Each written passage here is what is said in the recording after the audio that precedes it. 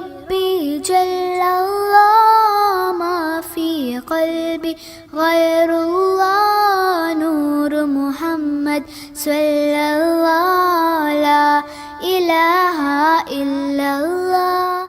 Bismillahirrahmanirrahim. Iqna bima atakallah. Terima saja dengan segala senang hati.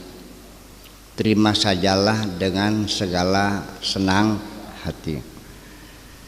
Bima atakallah, apapun yang Allah berikan kepadamu. Terima saja dengan segala senang hati apapun yang Allah berikan kepadamu itu.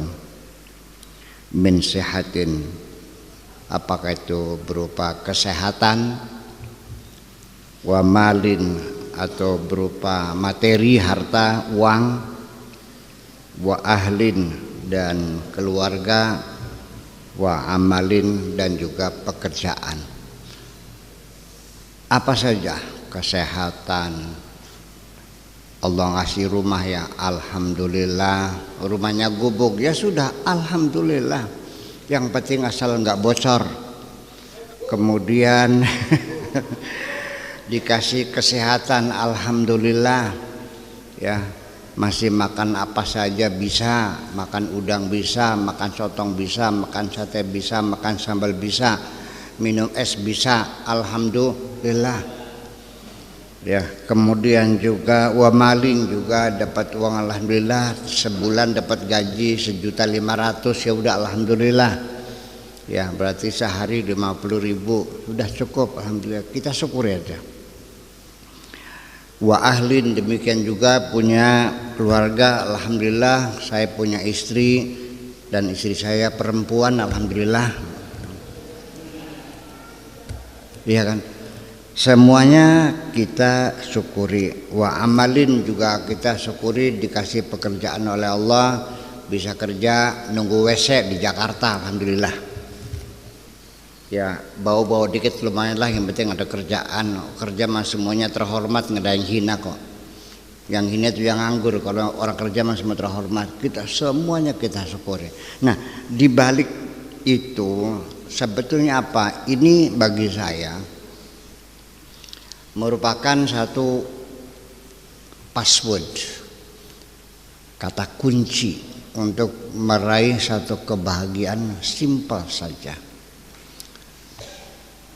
Kita terima saja dengan segala senang hati, diberi apapun oleh Allah, kita syukuri saja dan kita manfaatkan sebaik-baiknya. Dan kita coba harus mengerti bahwa apa yang ada pada kita alhamdulillah ada keberkahan. Lalu percayalah, kamu dengan kondisi seperti ini kamu sudah mendapatkan kebahagiaan. Itu saja kok. Sebab kalau kita ini selalu merasa kurang, tidak pernah merasa cukup, diberi berapa saja, maka kapan kita merasa bahagia? Kapan kita merasa jadi orang kaya? Kapan kita merasa berkecukupan? Selagi Anda, keinginan Anda tidak dibatasi, tidak diseleksi, tidak diatur, maka Anda selamanya miskin terus. Saya mau nanya sekarang jujur aja, orang yang punya penghasilan sehari 10 juta masih kurang nggak? Kurang. 100 juta? Kurang. 1 miliar? Kurang. Manusia kalau hawa nafsunya dilepas tidak pernah merasa cukup. Ketika orang merasa kurang, bahagia enggak? Jadi siapakah yang bahagia? Itu orang yang sudah merasakan cukup. Sejak kapan cukup terjadi? Ketika kita membatasi keinginan. Itu rumusnya. Semakin banyak kita punya keinginan, semakin tidak pernah merasa cukup. Nah, ini yang saya maksudkan bahwa kunci bahagia Kalau kita ini mengerti apapun yang kita inginkan, umpamanya mobil, katakanlah mobil Jaguar atau Mercy S500 barangkali yang harganya 4 miliar. Oke, kita ngumpulin uang tiap bulan, kita bekerja siang malam, lalu tercapai, terbeli, seneng nggak? Senang. Setelah tercapai, lalu kesenangannya tetap atau terus berkurang setelah itu?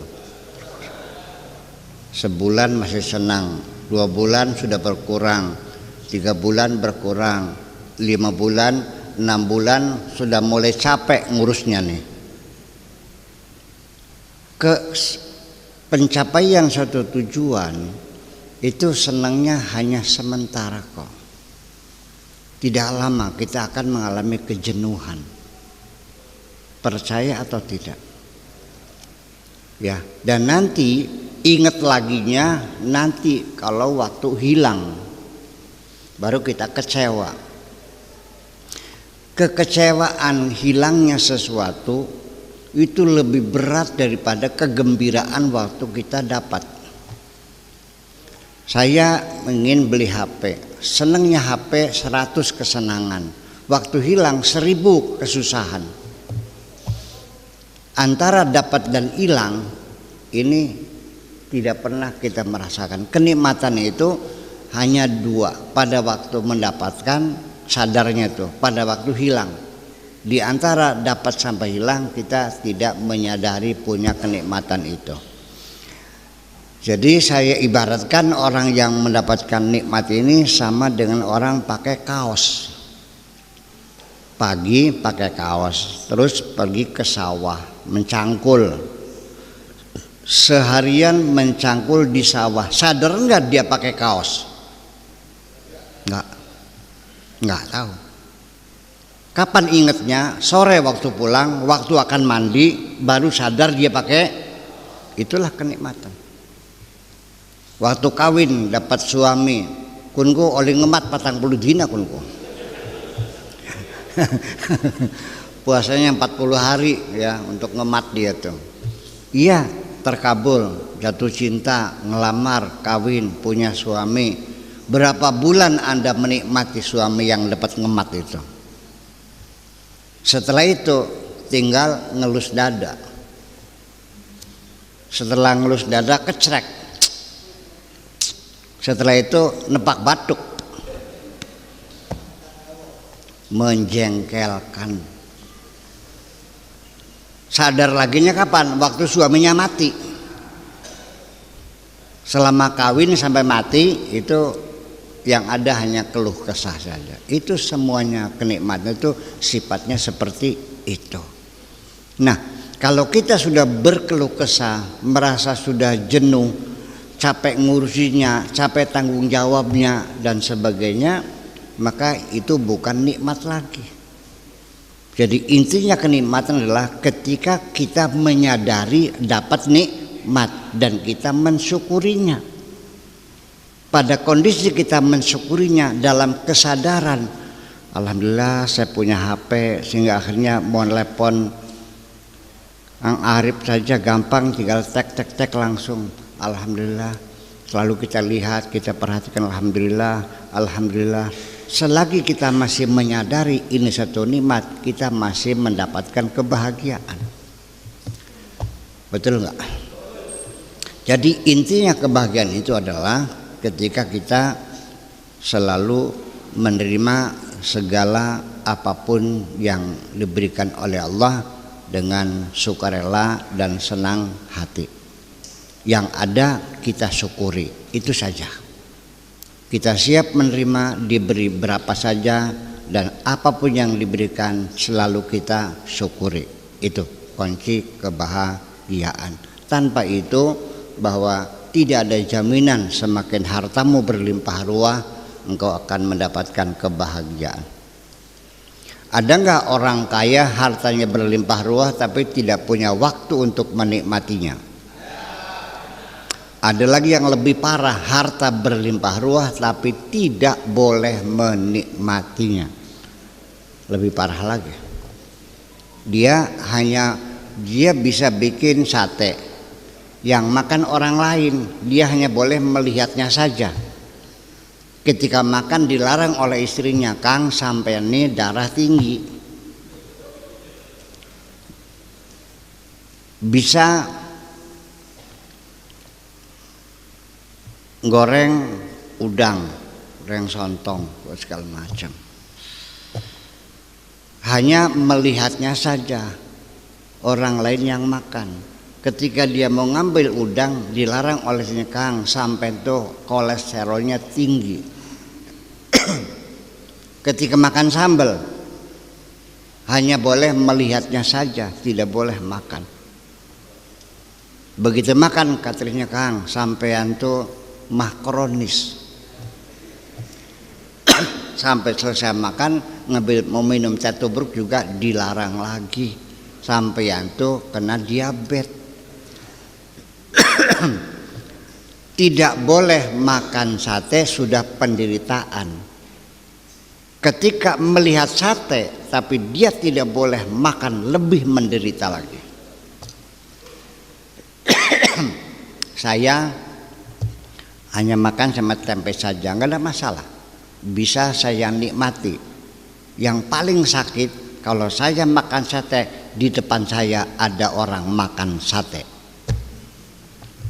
Saya makan dengan ikan asin saja nggak ada masalah, tapi yang menyakitkan ketika saya makan ikan asin di depan makan sambal goreng dendeng bergedel, lebih sakit lagi gitu. Kita yang bikin, kita yang masak, orang lain yang makan, kita suruh melihatnya. Ini namanya penderitaan. Jadi harta yang Allah berikan kepadamu bukan untuk membahagiakan dirimu, tapi untuk meningkatkan siksa atas dirimu. Oke. Jadi disiksa dengan harta. Punya istri yang cantik tapi tidak bisa memeluknya, sakit enggak? Harus minum Viagra dulu. Lama-lama Viagranya enggak mempan. Masih mending nggak ngelihatnya. Betul nggak? Jadi itu satu siksa ketika kita hanya boleh melihat tapi tidak boleh menikmatinya. Jadi yang penting sudah, kita fokus saja, syukuri nikmat yang Allah berikan kepada kita apapun adanya. Alhamdulillah. Saya ulangi lagi, dapat duit banyak. Dapat sedikit, nggak dapat duit, duitnya hilang. Malam ini orang perbetulan sudah jadi para wali semua ini nih. Ada wali-wali daya, ada wali murid, ada wali kota. Ada wali nikah gitu, banyak sekali. Banyak wali di sini ya, insyaallah.